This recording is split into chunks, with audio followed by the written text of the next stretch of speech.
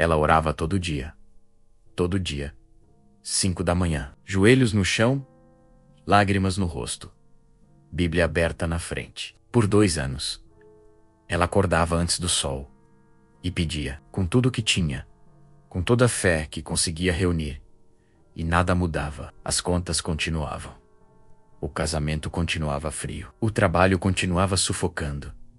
A vida continuava parada. E um dia, depois de mais uma manhã de joelhos, ela fez uma pergunta que mudou tudo. Não perguntou se Deus existia. Não perguntou se Deus ouvia. Perguntou: o que exatamente eu estou pedindo quando oro? E quando ela parou para ouvir a resposta, ficou em silêncio por 20 minutos, porque percebeu algo que nunca tinha visto antes. Ela não estava orando. Estava se afogando em voz alta. E existe uma diferença enorme entre as duas coisas. Uma diferença que vai mudar completamente como você conversa com Deus. Fica até o final, porque o que vou te mostrar hoje não é sobre fé, é sobre o que acontece dentro de você quando você ora. E por que duas pessoas podem dizer as mesmas palavras para Deus e receber resultados completamente diferentes. Existe um tipo de oração que bloqueia a resposta, não porque Deus não ouve, mas porque ela parte de um lugar que cria um paradoxo espiritual e neurológico ao mesmo tempo. Deixa eu te explicar. Quando você ora com medo, quando você ora com desespero, quando você ora repetindo o problema, em vez de declarar a solução, seu cérebro entra num estado que os neurocientistas chamam de modo de ameaça. Nesse estado, o córtex pré-frontal, menos a parte responsável por criar soluções, ver oportunidades, tomar boas decisões, desliga. E o cérebro primitivo assume. O cérebro que só conhece uma coisa: sobreviver. E num estado de sobrevivência, você não consegue criar. Você não consegue perceber. Você não consegue receber. Porque receber exige abertura e sobrevivência exige fechamento. Então, o que acontece? Você termina a oração, levanta do chão e sai para enfrentar o dia, com o cérebro literalmente incapaz de enxergar o que Deus está apontando para você. A oportunidade que estava bem na frente, a pessoa certa que cruzou seu caminho, a ideia que precisava ser percebida, tudo invisível. Não porque Deus não respondeu, mas porque você saiu da oração mais fechado do que entrou. Agora deixa eu te mostrar o que a Bíblia diz sobre isso, com uma precisão que vai te impressionar. Filipenses 46:7. Não andeis ansiosos de coisa alguma, mas em tudo, pela oração e pela súplica, com ação de graças, sejam os vossos pedidos conhecidos diante de Deus, e a paz de Deus, que excede todo o entendimento, guardará os vossos corações e as vossas mentes com ação de graças. Paulo não disse, ore desesperadamente. Disse, ore com ação de graças. Por quê? Porque gratidão é o único estado emocional que abre simultaneamente o coração e o cérebro. Gratidão genuína, não gratidão performática, não gratidão forçada. Não obrigado, Senhor, dito por obrigação, antes do pedido. Gratidão real, que parte da convicção de que Deus já está agindo, que a resposta já existe, que o que você precisa já foi providenciado.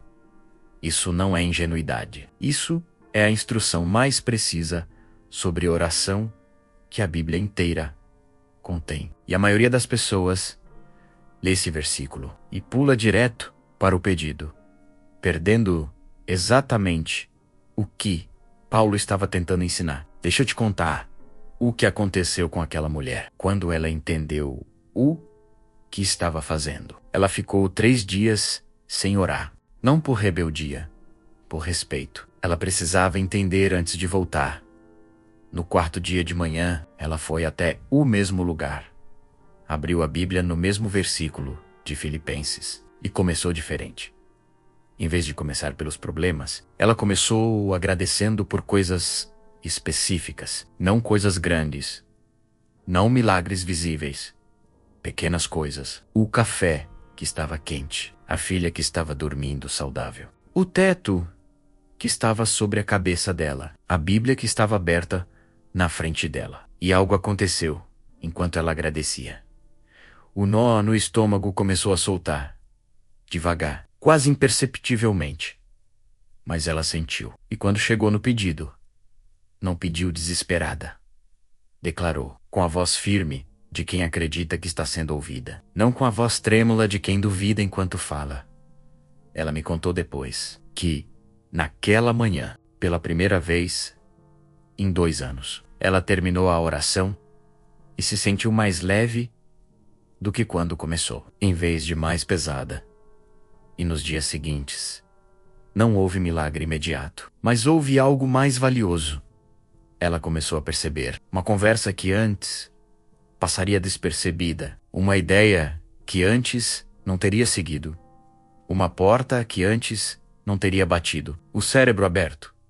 Enxergar o que o cérebro fechado não consegue ver. E 3 semanas depois, uma das portas que ela bateu abriu. Existe um padrão que eu vejo repetidamente em pessoas que oram muito, mas recebem pouco.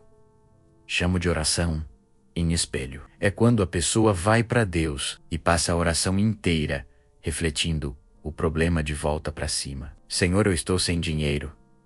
Senhor, minhas dívidas estão me sufocando. Senhor, meu casamento está desmoronando. Senhor, eu não aguento mais. Cada frase dessas não é oração. É diagnóstico. E Deus já conhece o diagnóstico. Ele não precisa que você liste os problemas. Ele precisa que você declare a solução. Tem uma diferença enorme entre Senhor, estou sem dinheiro e Senhor, Tu és minha provisão. E eu declaro que a provisão está chegando. A primeira parte da escassez. A segunda parte da fé. A primeira mantém o cérebro no modo de ameaça. A segunda ativa o modo de criação. A primeira fecha as portas. A segunda abre. Não estou dizendo que você não pode ser honesto com Deus sobre sua dor. Pode, deve, mas existe diferença entre trazer a dor para Deus e ficar circulando dentro dela. Enquanto ora, traz a dor e depois declara a verdade de Deus sobre ela. Isso é oração que move montanhas. Não porque as palavras têm poder mágico, mas porque elas mudam o estado interno de quem as declara. E quando o estado muda, a percepção muda. E quando a percepção muda, a vida começa a mudar. Quero te mostrar 3 tipos de oração que bloqueiam a resposta. Não porque Deus não quer responder, mas porque elas fecham quem ora. Tipo 1, a oração de negociação. Senhor, se tu fizeres isso, eu farei aquilo. Essa oração parte de uma crença implícita de que Deus precisa ser convencido, de que você precisa oferecer algo em troca, de que a bênção é condicionada ao seu comportamento. Isso não é fé, é transação. E transação mantém você numa relação de devedor com Deus, em vez de filho. Filho não negocia com pai. Filho pede com confiança. Tipo 2. A oração de repetição ansiosa. Pedir a mesma coisa todo dia do mesmo jeito, com a mesma angústia, como se Deus não tivesse ouvido da primeira vez. Isso não é perseverança, é desconfiança em forma de oração. Perseverança é continuar declarando com fé, não continuar pedindo com dúvida. Tipo 3. A oração de comparação. Senhor, por que para os outros funciona e para mim não? Essa oração não faz um pedido. Instala uma crença. A crença de que você é diferente dos outros, de um jeito ruim, de que Deus tem favoritos. E você não é um deles. Toda vez que você ora assim, você está instalando mais profundamente a convicção de que não merece. E o subconsciente, que já estudamos antes, usa essa crença para manter você exatamente onde está. Reconheceu algum desses padrões? Escreve nos comentários. 1.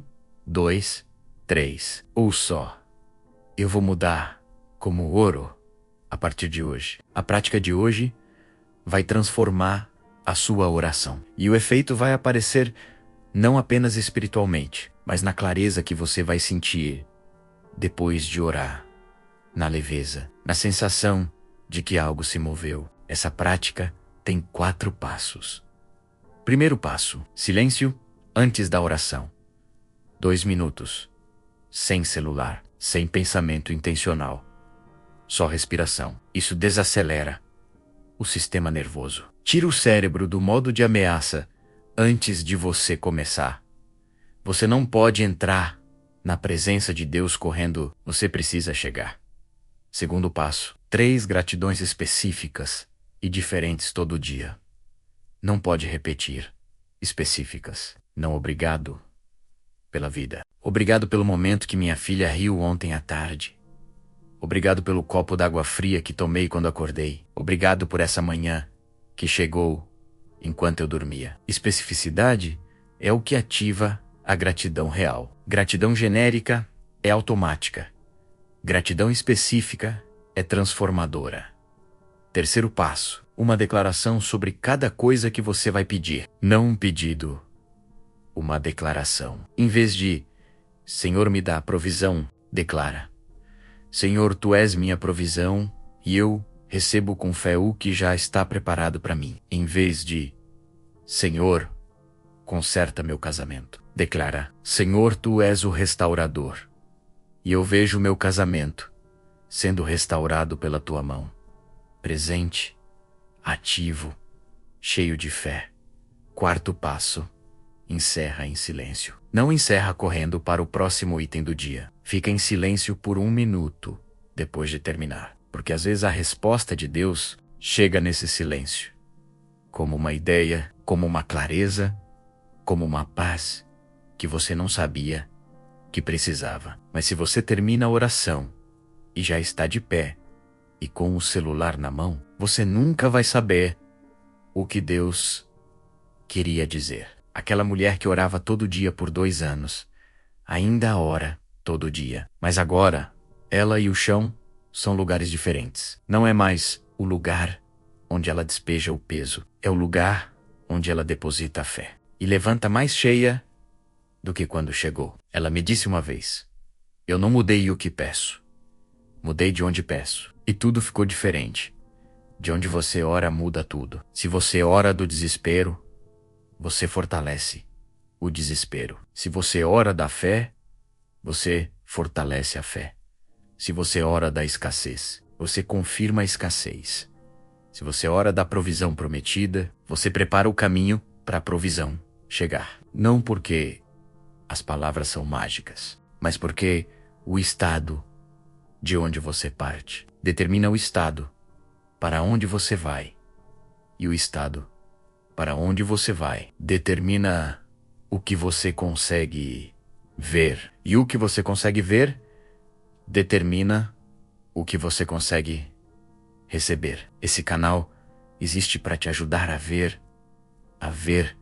o que Deus já preparou, a ver o que estava invisível enquanto você estava fechado, a ver a porta que estava aberta enquanto você procurava a chave. Se hoje você vai mudar como ora, escreve aqui embaixo. A partir de hoje, eu oro diferente. Eu leio cada um. Nos vemos no próximo vídeo, com mais uma camada, mais profunda, mais real, mais transformadora, porque você merece conteúdo que não te deixa do mesmo jeito que chegou.